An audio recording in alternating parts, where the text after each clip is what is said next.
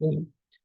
अब तक जो हम लोगों ने देखे ना मोशन, वो हम लोगों ने मोशन देखे हैं motion in a single direction, either horizontal और वर्टिकल डायरेक्शन के हमने मोशन देखे हैं, ठीक है।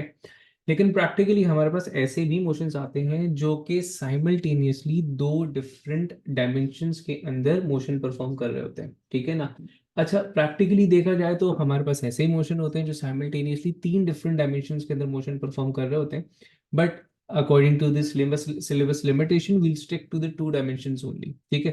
तो dimension z, the third dimension, उसको इग्नोर करते हुए हम डायमेंशन x एंड y के ऊपर बात कर रहे हैं, ठीक है। तो motion in two dimensions specifically is the study of the motion which is performing, which is moving, which is traveling simultaneously, vertical also and horizontal also, ठीक है। such an object, such a motion could have two examples। एक तो motion in एक circular motion की example होती है जहां पर हम टू डायमेंशंस देख रहे होते हैं, एक यहाँ पर हमारे पास प्रोजेक्टाइल मोशन आ जाता है, right. Now what a projectile motion specifically is, तो इसकी एक बहुत कॉमन सी एग्जांपल है कि अगर मैं किसी भी ऑब्जेक्ट को जो है वो थ्रो करूं, जस्ट लाइक आप क्रिकेटर की मूवमेंट को एनालाइज करें कि एक क्रिकेटर जो है वो बाउंड्री से बॉल फेंकता है, या फिर एक एक बैट्समैन जो है वो बॉल को हिट करता है टुवर्ड्स द बाउंड्री, तो वो बॉल जो है वो एक पैराबोलिक पाथ बनाते हुए बाउंड्री की तरफ जा रही होती है, ठीक है। that parabolic path by the object is by the ball is basically the projectile motion. Now there could be multiple example, throwing a ball, throwing any object, launching a rocket या फिर a cannon, anything, ठीक है। Badminton खेल रहे होते हैं उसके अंदर हमने देखा कि that is basically a projectile motion। आपके पास जो शटल होती है वो एक पैराबोलिक पाथ कवर करते हुए जा रही होती है। अब सोचना ये है कि why is the path parabolic always, ठीक है, and how to analyse such a motion, ठीक है। देखें, सबसे पहली बात यह है कि if any object is thrown in such एक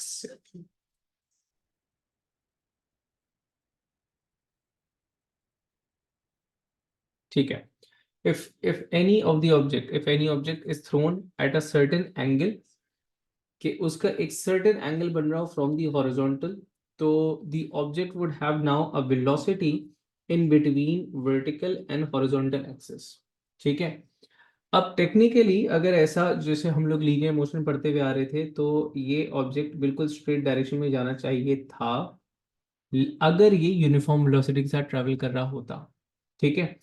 लेकिन ये यूनिफॉर्म वेलोसिटी के साथ ट्रैवल नहीं कर रहा है, इनफैक्ट हम इसके इसके कंपोनेंट्स बना करके इसके हॉरिजॉन्टल एंड वर्टिकल मोशन को अलग अलग एनालाइज करते हैं, ठीक है।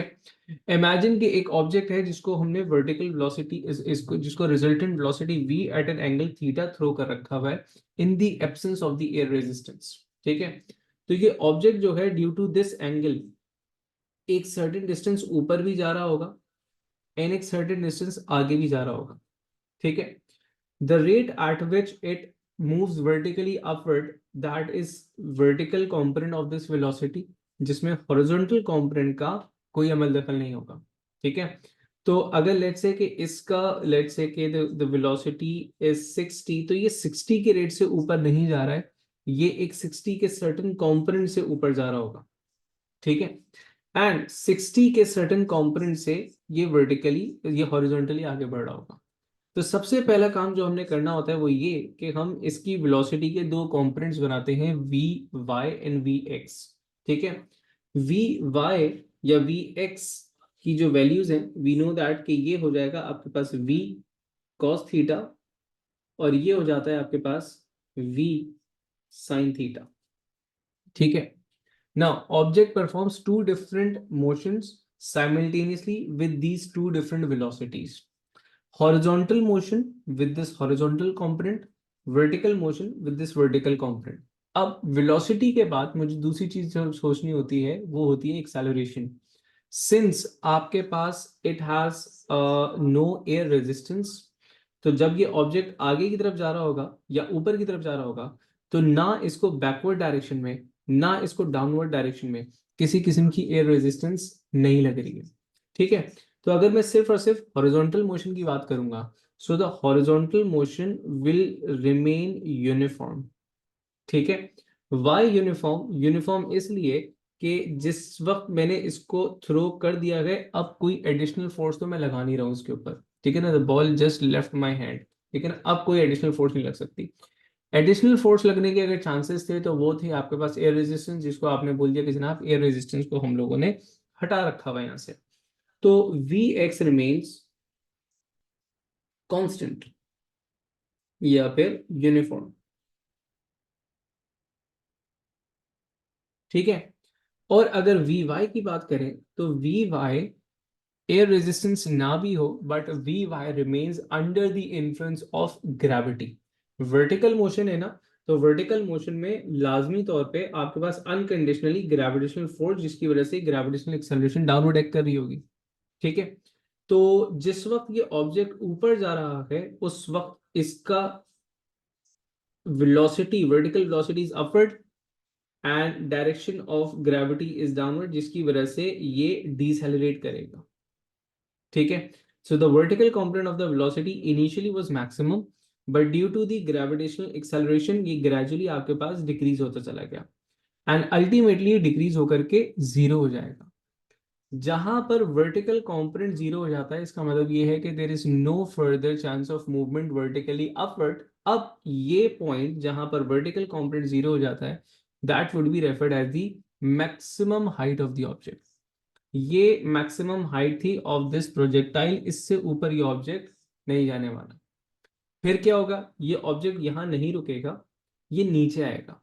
लेकिन नीचे आने का जो मोशन है, क्या वो यहां से डायरेक्टली नीचे आ जाएगा? नहीं। रीजन ये है कि वर्टिकल कंपोनेंट खत्म हुआ है, हॉरिजॉन्टल कंपोनेंट तो यूनिफॉर्म था जो कि कांस्टेंट है आपके पास। थ्रू आउट द मोशन जो हॉरिजॉन्टल कंपोनेंट था, it remained uniform until the maximum height and even after that.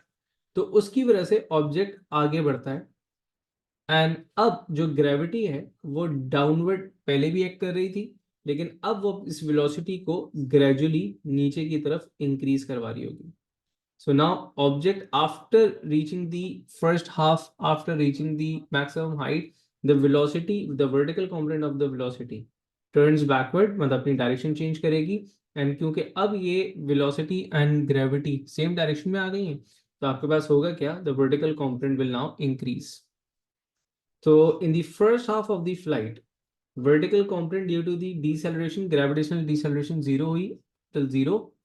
In the second half of the flight, due to gravitational acceleration आपके पास वर्टिकल कंपोनेंट जो है वो increase होता चला गया। कितना इंक्रीज होगा? जो इनिशियल वर्टिकल था वही फाइनल वर्टिकल होगा, ठीक है।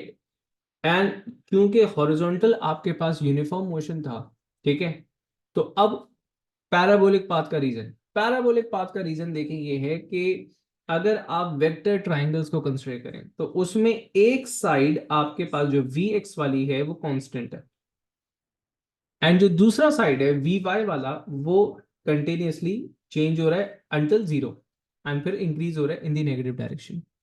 So if one of the side of the triangle is continuously changing, so the resultant component जो होगा वो आपके पास मुसलसल क्या हो रहा होगा, चेंज हो रहा होगा। तो अल्टीमेटली अगर मैं सिर्फ रिजल्टेंट कंपोनेंट को देखूं तो वो उसका मैग्नीट्यूड भी चेंज हो रहा है और उसकी डायरेक्शन भी कंटिन्यूअसली चेंज हो रही है, जिसकी वजह से आपके पास ये एक रिजल्टेंट डायरेक्शन इसकी पैराबोलिक बनती है, ठीक है ना।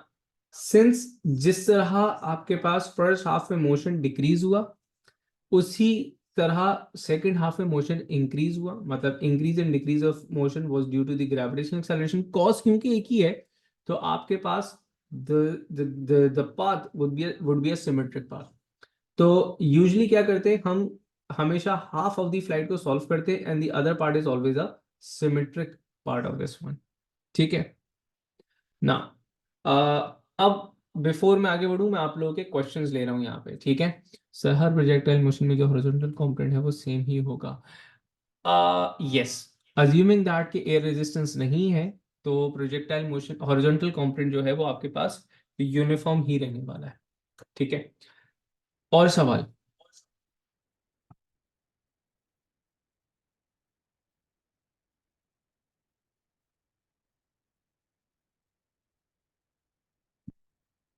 क्या यहाँ तक की सारी बातें क्लियर है? मैं आगे बढ़ सकता हूँ?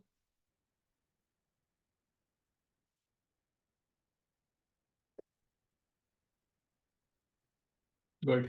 चलो, अब जाते हैं इसकी थोड़ी सी मैथमेटिकल एनालिसिस की तरफ, ठीक है ना? ये तो उसका कॉन्सेप्ट समझ में आ गया। मैथमेटिकल हॉरिजॉन्टल वेलोसिटी से निकले यो, बिल्कुल एग्जैक्टली। अब वो उसी तरफ आ रहे हैं यार। अच्छा, अब मैथमेटिकल कॉन्सेप्ट, मैथमेटिकल एनालिसिस के लिए मैं क्या करूंगा, मैं इसके मोशन को, क्योंकि मैंने कहा कि हॉरिजॉन्टल एंड वर्टिकल साइमल्टेनियसली हो रहा है, मैं हॉरिजॉन्टल मोशन, अच्छा साइमल्टेनियसली हो तो जरूर रहा है, लेकिन जो मोशन है वो है दोनों अलग अलग। मतलब अगर मैं हॉरिजॉन्टल मोशन को देखूं तो वो एक यूनिफॉर्म मोशन है, moving with uniform velocity V X. Vertical motion को देखूं तो वो आपके पास एक नॉन यूनिफॉर्म मोशन है, मतलब V Y decreasing linearly then increasing linearly. ठीक है, तो इसका मतलब ये है कि दोनों को एक मैथमेटिक्स के अंदर नहीं रखा जा सकता। वी नो दैट के लीनियर मैथमेटिक्स अलग है, नॉन लीनियर मैथमेटिक्स अलग है। ठीक है, तो in order to solve in order to mathematically analyze a projectile motion, a motion in two dimensions, हम दोनों डायमेंशन को सेपरेटली सॉल्व करेंगे। वी जब हॉरिजॉन्टल कंपोनेंट की हम बात करेंगे तो सिर्फ हम हॉरिजॉन्टल वेलोसिटी लेंगे, because vertical velocity has no involvement in horizontal motion. या सिमिलरली जब मैं वर्टिकल मूवमेंट की बात करूंगा, या कोई ऐसी क्वांटिटी जो कि वर्टिकल से ताल्लुक रखती है, फॉर एग्जांपल हाइट अगर मैं मालूम कर रहा हूं, तो I only consider the vertical component of the velocity. ठीक है, the only quantity which remains same for both of them is time। क्यों? क्योंकि जब हम बोलते हैं साइमल्टेनियसली तो इसका मतलब है कि एक साथ दोनों काम हो रहे हैं, तो एक साथ का मतलब यह है कि दोनों का टाइम सेम है। लाइक अगर मैं बोलूं कि यहां से लेके यहां तक का मोशन है, इसको एनालाइज करना है, तो जितनी देर में ये वर्टिकली ऊपर आया था उतनी ही देर में ये हॉरिजॉन्टली आगे भी बढ़ा था। सो time is the only factor which will remain same for both of them. कुछ टर्मिनोलॉजीज देखते हैं जो मैं अपने वर्ड अपने एक्सप्लेनेशन में यूज कर रहा हूँ, उसके बाद आगे बढ़ते हैं। देखें, आपके पास वर्टिकल डिस्प्लेसमेंट इंक्रीज हो रही है लीनियरली, एंड जो मैक्सिमम वर्टिकल डिस्प्लेसमेंट है वो आपके पास एग्जैक्टली मिड फ्लाइट के ऊपर आएगी, जिसे हम हाफ फ्लाइट कह रहे होते हैं। हाफ फ्लाइट की वर्टिकल डिस्प्लेसमेंट को आप हाइट या मैक्सिमम हाइट से रेफर कर रहे हैं। ठीक है, दी हॉरिजॉन्टल डिस्प्लेसमेंट, इसको आप एक्स या हॉरिजॉन्टल डिस्प्लेसमेंट या फिर हॉरिजॉन्टल डिस्टेंस, या फिर अगर मैं मैक्सिमम की बात कर रहा हूं तो रेंज से रेफर किया जाएगा कि व्हाट इज द रेंज। मतलब अगर मैं यहां से थ्रो करता हूं तो ये कहां तक जाकर के गिरता है, that is the horizontal distance. Maximum horizontal distance को रेंज कह रहे हैं। ठीक है, फिर जो कंप्लीट प्रोजेक्टाइल, अच्छा, द पाथ या फिर the motion performed is often referred as trajectory. ठीक है ना, तो जो कंप्लीट ट्रेजेक्टरी का पाथ है ना, टाइम है ना, उसको आप कैपिटल टी से रिप्रेजेंट कर रहे हो, time of complete trajectory, complete path. Half of the flight will be covered in exact half time. ठीक है ना, मतलब फॉर एग्जाम्पल अगर पूरा यहाँ से गिरने में उसको 4 सेकंड लग रहे थे, तो 2 सेकंड के अंदर उसने हाफ फ्लाइट कवर की होगी। आई बात समझ में? अब हॉरिजॉन्टल एंड मोशन को किस तरह solve, horizontal and vertical motion को किस तरह सॉल्व कर रहे हैं वो जरा यहाँ पे समझे। देखिए, सबसे पहले आपने वेलोसिटी के दो कंपोनेंट्स बना लिए थे। अगर आप हॉरिजॉन्टल मोशन को सॉल्व कर रहे हैं, मतलब if horizontal displacement is considered, तो you only have to consider the horizontal component of the velocity along with the time. Vertical component को या ग्रेविटेशनल एक्सेलरेशन का यहाँ से कोई काम नहीं है। और हॉरिजॉन्टल मोशन के लिए वी हैव ओनली एक ही formula, that is v equals to s over t। ठीक है, अगर मैं वर्टिकल कंपोनेंट की बात करूंगा तो वर्टिकल मोशन मेरे लिए सिर्फ ऐसा है कि एक ऑब्जेक्ट जो है वो वर्टिकली ऊपर गया एंड वर्टिकली नीचे आया, मतलब मैं हॉरिजॉन्टल मूवमेंट को टोटली इग्नोर कर रहा हूं यहाँ पे। आई बात समझ में? तो अगर मैं सिर्फ इतना कंसिडर कर रहा हूँ कि ये वर्टिकली ऊपर गया था एंड वर्टिकली नीचे आया था, तो in that case this is equal to motion under gravity. तो जो वर्टिकल मोशन को सॉल्व करूंगा वो मैं मोशन अंडर ग्रेविटी रख करके सॉल्व करूंगा। तो let's say if I am talking about first half of this flight, तो इनिशियल वेलोसिटी ये हो जाएगी, फाइनल वेलोसिटी मेरे पास 0 होगी, एक्सेलरेशन मेरे पास -9.81 होगी, एंड टाइम मेरे पास जो भी इसका टाइम लगा था। Now if I am considering the second half of the flight, क्योंकि मैंने कहा था कि हम एक वक्त में एक टाइम लेंगे, if I am considering the second half of the flight, तो इसका मतलब ये है कि आपके पास इनिशियल वेलोसिटी अब जीरो हो जाएगी because you starting from this point, and final velocity आपके पास मैक्सिमम होगी because you will end at this resultant velocity. I बस समझ में, acceleration now would be positive 9.81 क्योंकि वेलोसिटी इंक्रीज हो रही है, एंड टाइम वही हाफ टाइम इसको लग रहा होगा। ठीक है, so horizontal motion is v equals to s over t uniform motion, vertical motion is motion under the gravity. Time दोनों के लिए सेम है लेकिन सॉल्व दोनों को अलग अलग कर रहे होंगे। मतलब आप टाइम का फैक्टर वर्टिकल से निकाल करके हॉरिजॉन्टल में पुट इन कर सकते हैं, या फिर यहां से निकाल करके टाइम यहां यूज कर सकते हैं, but you can never use ये वाला डिस्टेंस ओवर हियर या ये वाली velocity over here, and vice versa. यहां तक का कॉन्सेप्ट क्लियर हुआ? अब इसके सिंपल से क्वेश्चंस देखेंगे, पहले मुझे बताएं कि यहाँ पर कोई सवाल है?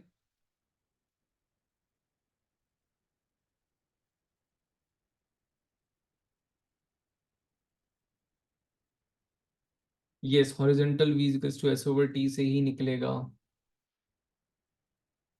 ठीक है, चल अब इसके सिंपल से क्वेश्चन देखते हैं। पहला सिंपल क्वेश्चन नहीं मिल रहा, कोई बात नहीं, बना लेते हैं। So the first simple question is from past paper example. ऐसे दो क्वेश्चंस हैं आपके पास पेपर में।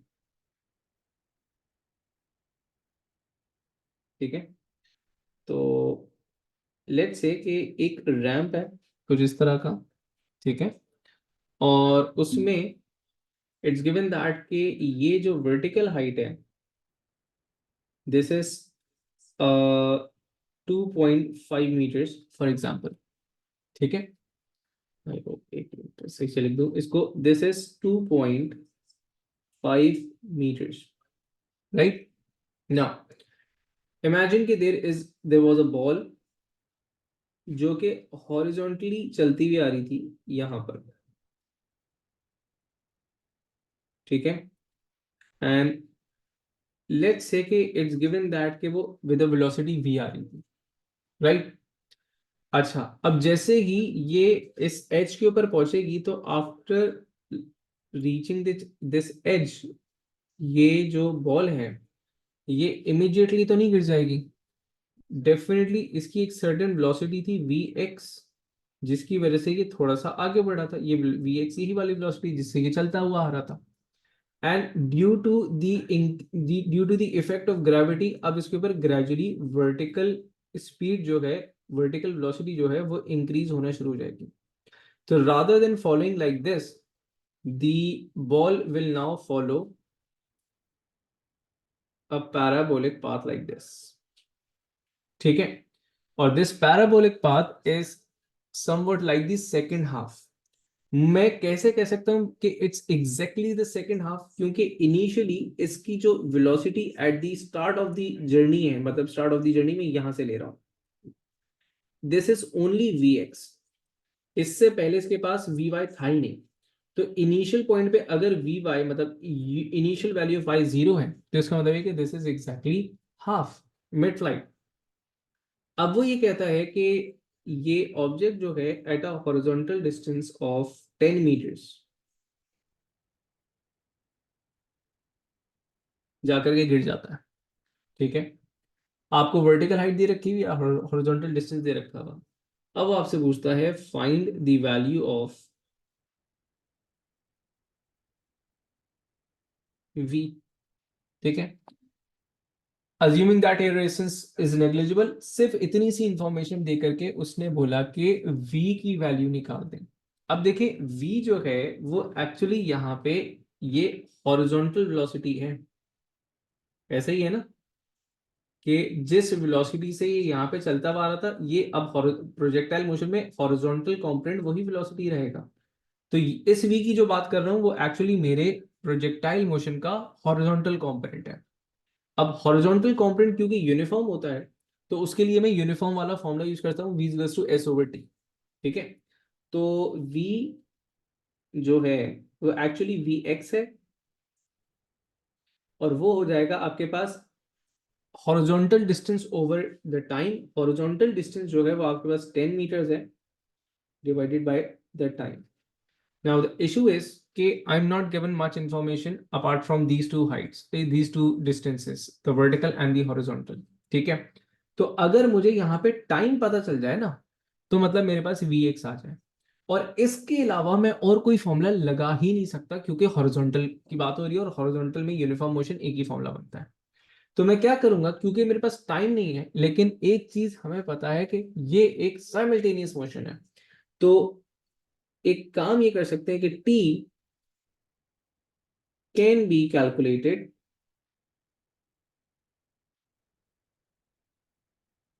from vertical motion।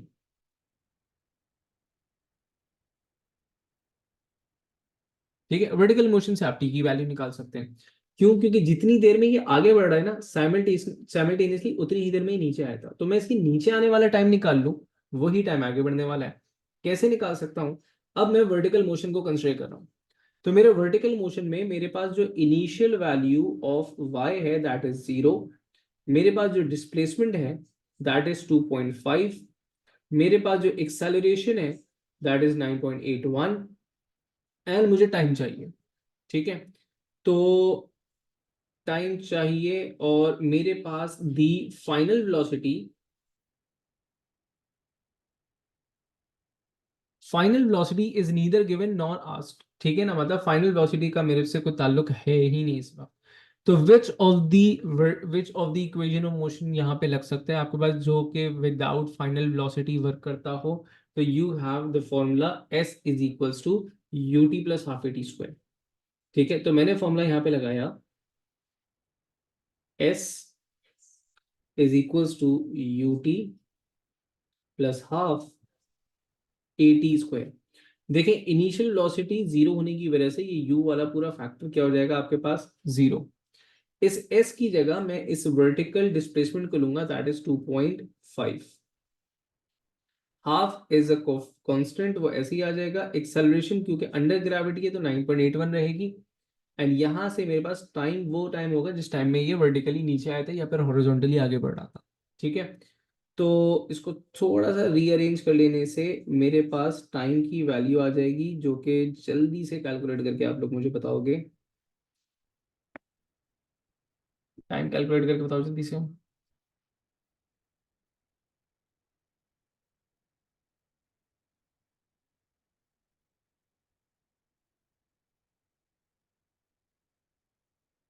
'I hope सब जाग रहे हो।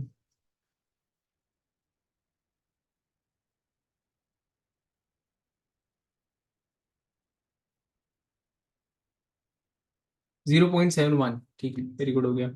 देखिए, टाइम आपके पास आया है 0.71। Now this is the time जो कि इसको यहां से लेके यहां तक आने में लगा था, मतलब ये हॉरिजॉन्टल डिस्टेंस भी इसी में कवर हुआ था। तो I can use this time in my horizontal motion also, because हमने कहा था कि टाइम कॉमन फैक्टर है। तो अब आप दोबारा यहाँ पर आ गए, आपने कहा जनाब 10 डिवाइडेड बाई 0.71, एंड यहाँ से आपके पास वी एक्स मतलब वी की वैल्यू आ जाएगी। तो 10/0.7 गिव यू 14.3।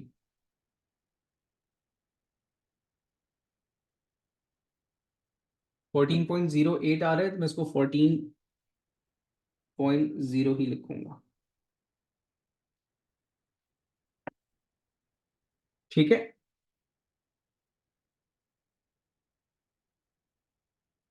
अच्छा जी बच्चों, मुझे बताइएगा कोई क्वेरी, कोई क्वेश्चन यहाँ पे।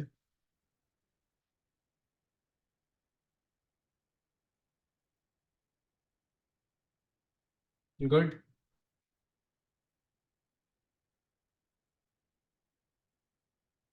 Clear to everyone. चलिए, अब देखते हैं इसके पेपर टूज में से कुछ आसान आसान से क्वेश्चंस।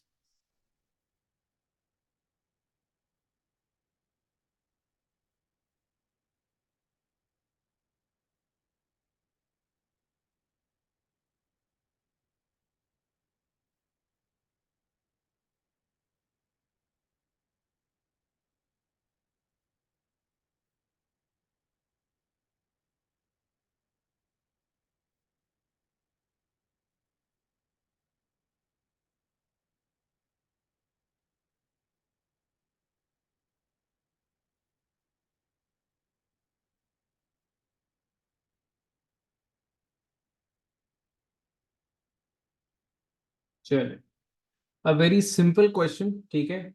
कैलकुलेटर्स आप सबके हाथ में रहने चाहिए। वो आपसे पूछता है, सबसे पहले वो आपको इन्फॉर्मेशन देता है, रेफरेंस आप अपने पास रखिएगा। A ball is thrown from a point P with an initial velocity u of 12 metre per second. अच्छा, अब ये जो u आपको दे रखा हुआ है, this is neither vertical nor horizontal, this is the resultant value, मतलब ये वाला वैल्यू है, ठीक है। इसमें से रिजल्टेंट आपको निकालना है। अगर वो इनिशियल वर्टिकल वेलोसिटी या इनिशियल हॉरिजॉन्टल बोलता है तब एक अलग बात होती है। सिर्फ वो वेलोसिटी बोले तो इसका मतलब है कि रिजल्टेंट वेलोसिटी की बात हो रही है at an angle 50 to the horizontal as illustrated in the diagram. The ball reaches maximum height q.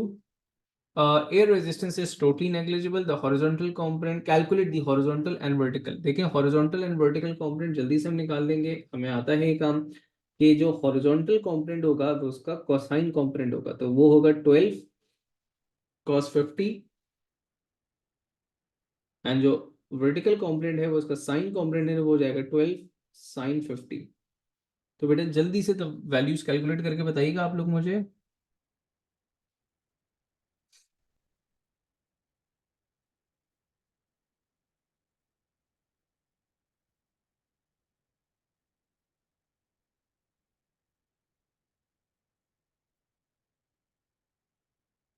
Confirm कीजिएगा वैल्यूज।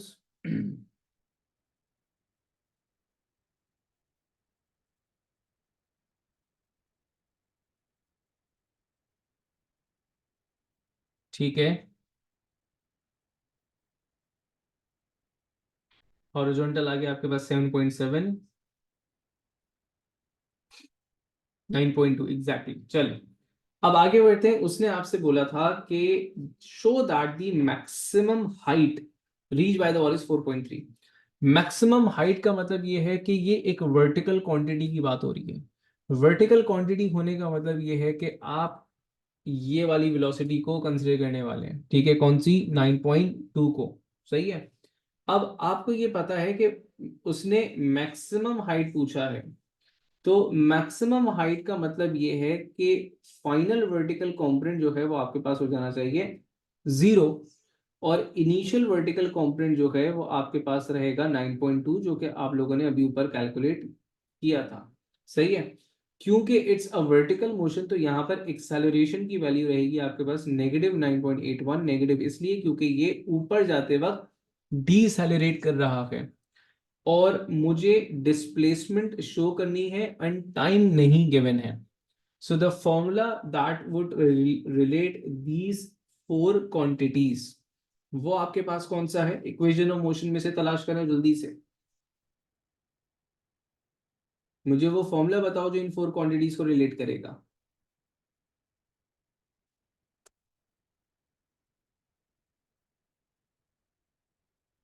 इसमें टाइम आ रहा है और टाइम मेरे पास नहीं है ना, मुझे मालूम करना है टाइम।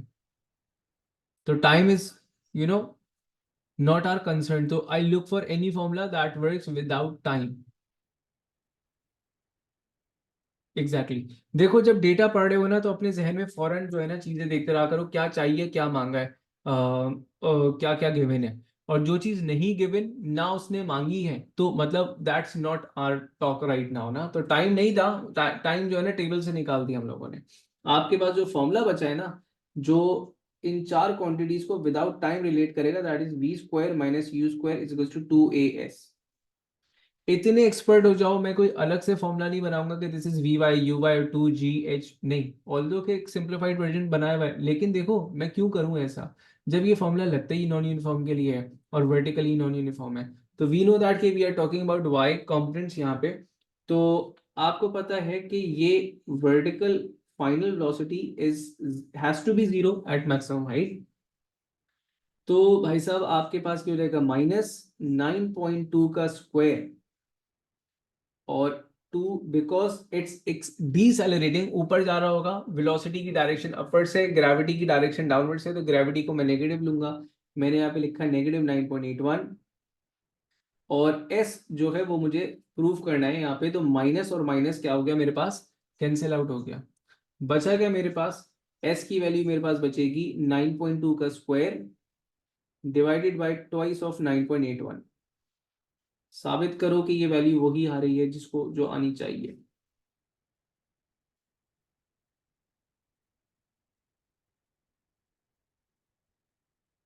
कैलकुलेटर्स पर हाथ रहे।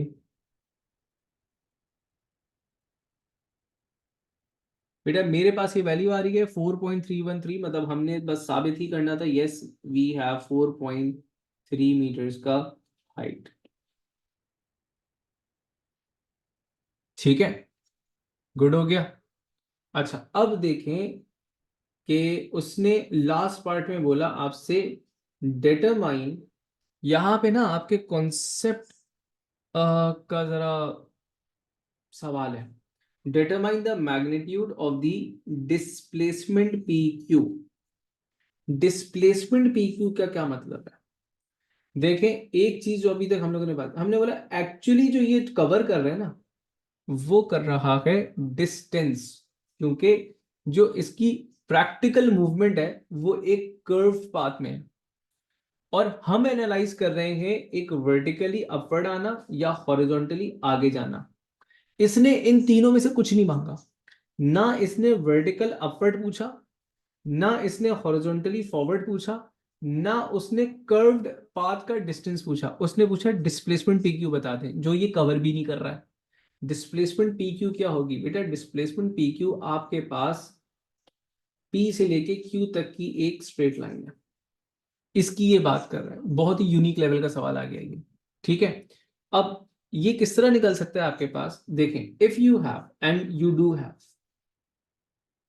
ये वाला साइड जिसे आप वर्टिकल हाइट कह रहे हो, ये वाला डिस्टेंस जो कि निकाला जा सकता है जिसे आप हॉरिजॉन्टल डिस्टेंस कह रहे हैं, तो now finally using the Pythagoras theorem आपके पास ये चीज इजीली आ सकती है।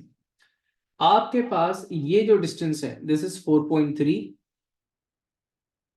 अगर मैं सिर्फ ये वाला डिस्टेंस निकाल दूं, मतलब मैं इसको x कह देता हूं, अगर मैं सिर्फ x निकाल लूं तो अब रिमेनिंग चीजें मुझे पाइथागोरस थ्योरम निकाल लगाना होगा और मेरे पास पी क्यू का डिस्टेंस आ जाएगा, राइट? अब हॉरिजॉन्टल डिस्टेंस में किस तरह निकालूंगा? We do not have time, और यहां पर 4 नंबर गिवन है। 4 नंबर का एएस में सवाल बहुत ही रेयरली आता है। तो अब आप इमेजिन करें कि आपको करना क्या क्या है। ठीक है, 1 नंबर तो ये रियलाइज करने के हो गए थे मांगा क्या है, सही है। दूसरा सुने आप, you need X, we all need X, some of us. अच्छा, we need the horizontal distance, सही है। डार्क ह्यूमर हो गया थोड़ा सा, चले जी। एक्स जो है ना आपके पास, वो horizontal motion V X into T से निकलेगा, right? Vertical horizontal component of the velocity V इस क्लास की रिकॉर्डिंग तो बहुत दूर दूर तक जाएगी अब। अच्छा horizontal component of the velocity was 7.7, right? अब टाइम नहीं है हमारे पास एक्स के लिए,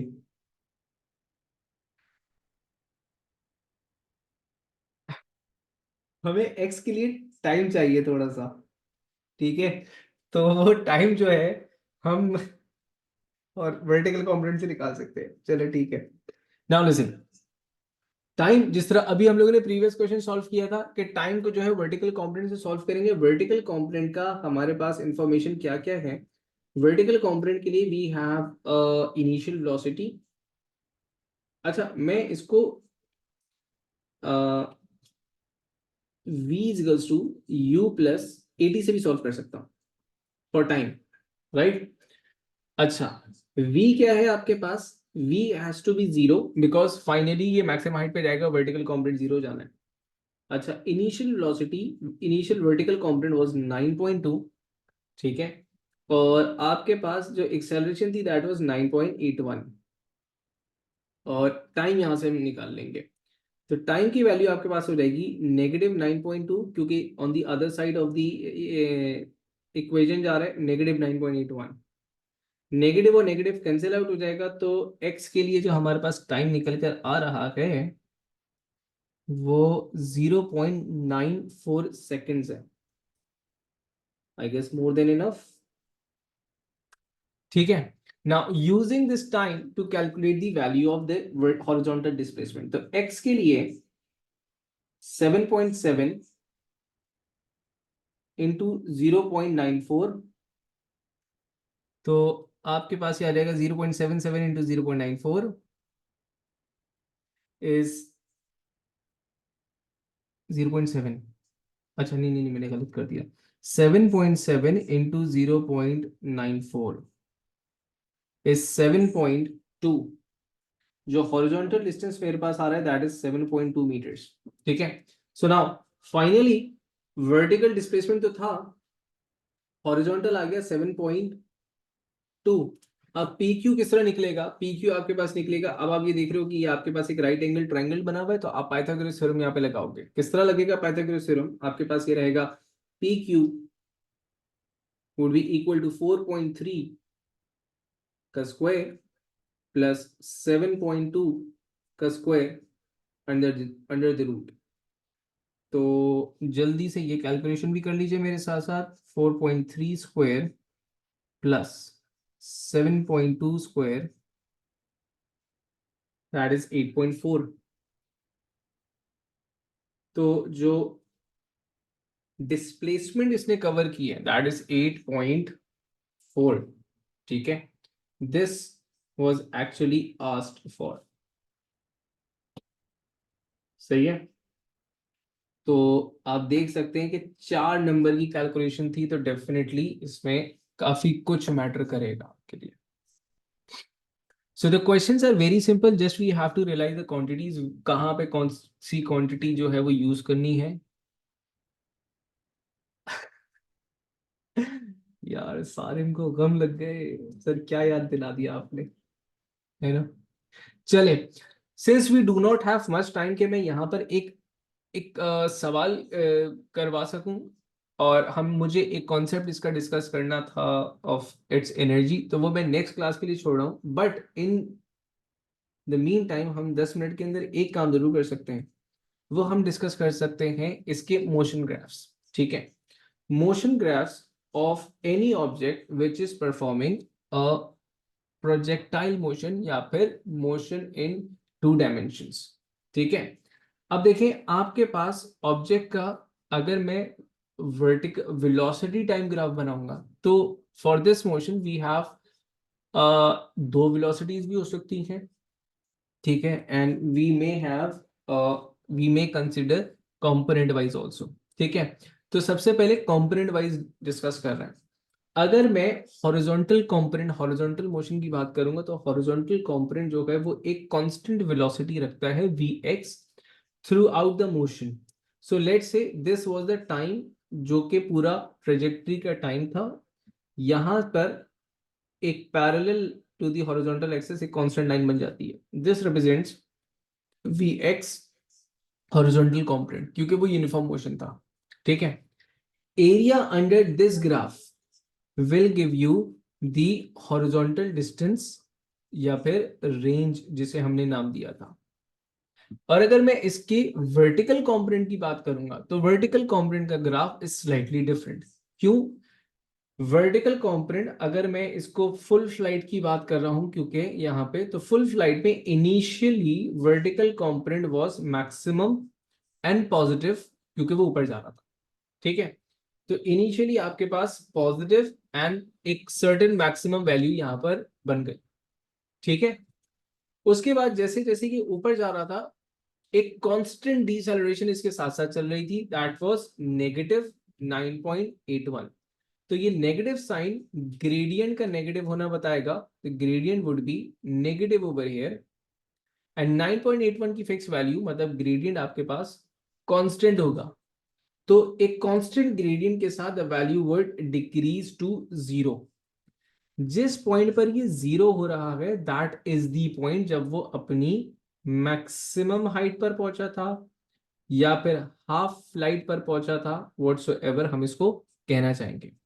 ठीक है, after this after the half flight 0 से value of the vertical component increases in a negative direction, क्योंकि डाउनवर्ड डायरेक्शन हो चुकी है, लेकिन रेट आपके पास वही 9.81 रहता है, तो gradient will remain same, constant and negative.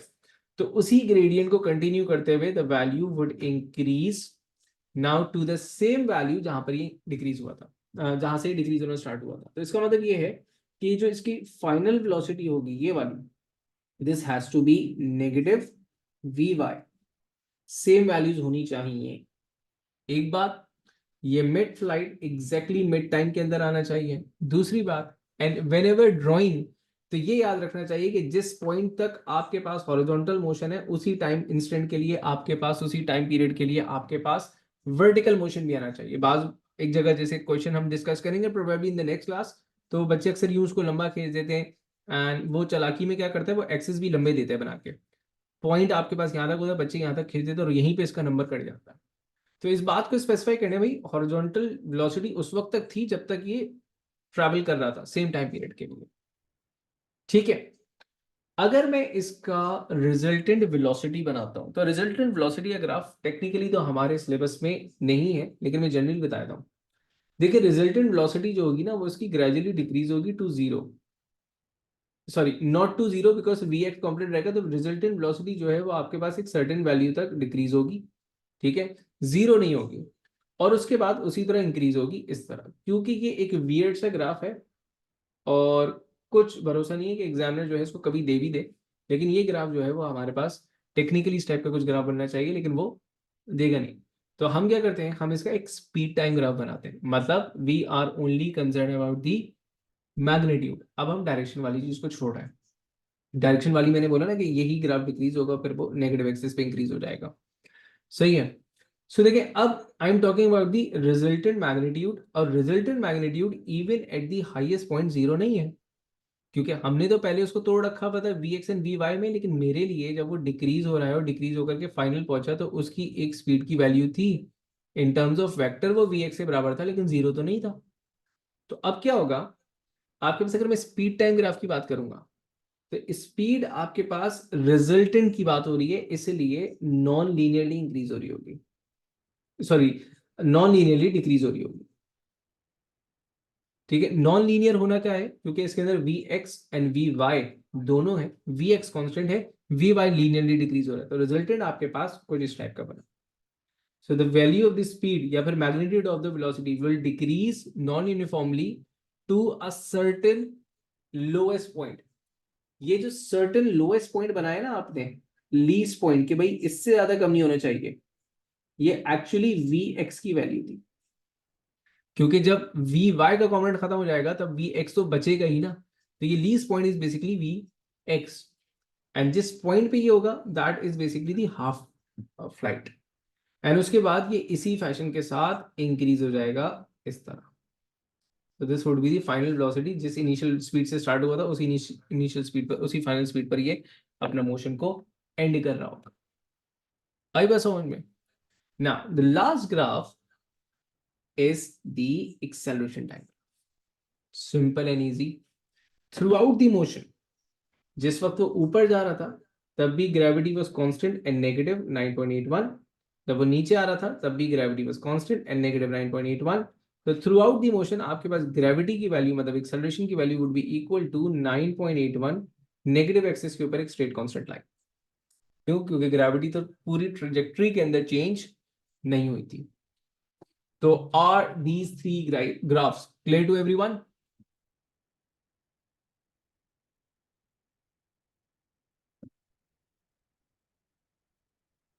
हाँ जी बच्चों,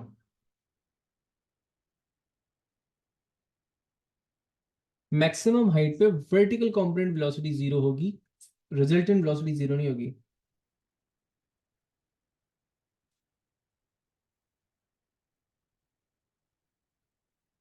ठीक है,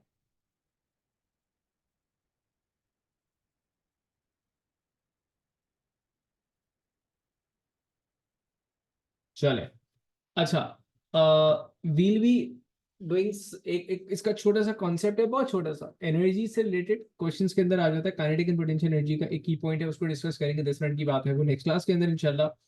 एंड फिर हम लोग बहुत सारे क्वेश्चंस करने वाले हैं प्रोजेक्टाइल के, probably in the next class इंशाल्लाह, that's on Wednesday same timing. लेकिन meanwhile you can start with the past papers, you can start with the questions, ठीक है ना? तो आप क्वेश्चन कर सकते हैं, आपको इंतजार नहीं करना अगली क्लास का, ठीक है? तो अगली क्लास में मिलते हैं आप लोगों से, अपना ख्याल रखिएगा बच्चों, अल्लाह हाफिज। जी मैं अभी आपको ड्राइव लिंक देने वाला हूँ, एंड